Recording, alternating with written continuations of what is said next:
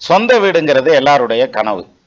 ஆனா ஜாதகத்துல பாத்தீங்கன்னா லக்னத்துக்கு 4ஆம் இடத்ததிபதி ஸ்ட்ராங்கா இருக்கணும், சுக்கிரன் ஸ்ட்ராங்கா இருக்கணும், அப்பத்தையும் சொந்த வீடு அமையும்பாங்க.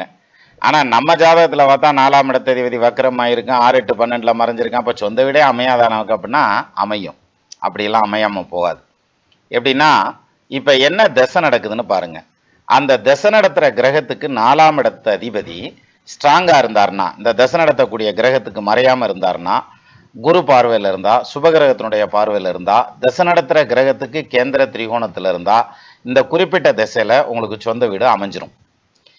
ஆனா இந்த திசை முடிஞ்சதுக்கு அப்புறம் அந்த வீடு அடி வாங்குறதுக்கோ அல்லது கைவிட்டு போறதுக்கோ வாய்ப்பு இருக்குது. அப்ப என்ன பண்ணணும் அப்படின்னா, இந்த மாதிரியான ஒரு சூழ்நிலையில, அதாவது 4ஆம் இடத்ததிபதி ஸ்ட்ராங் இல்லாம இருக்காரு, ஆனா திசை வலுவுல சொந்த வீடு அமையுது அப்படின்னா, அதை வந்து மனைவி பேர்ல இல்லாட்டி அம்மா பேர்ல அண்ணன் தம்பி பேர்ல அந்த மாதிரி மாத்தி வாங்கினோம்னா அந்த சொத்து நிலை பெற்று நிக்கிறதுக்கு வாய்ப்பு உண்டு. ஆக 4ஆம் இடத்ததிபதி வலுவிழந்து இருந்தாலும் சொந்த வீடு அமையும் அப்படிங்கிறது நிச்சயமா உண்டு. ஒன்றும் அதுக்காக கவலைப்பட வேண்டியதில்லை.